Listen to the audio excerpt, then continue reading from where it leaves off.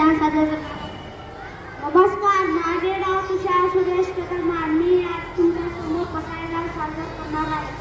आता विश्वास मके देवे हे नेवागे तो शावे तो सोनी मत द्यावे कसा जे कांची व्यंकटी सांडो तया सत्कर्मयोनती वाढो भूता परस्परे पडो मैत्र जीवांचे गीतांचे तिनी रजाओ विश्वत धर्म सूर्य पाहो कांची तो तेरा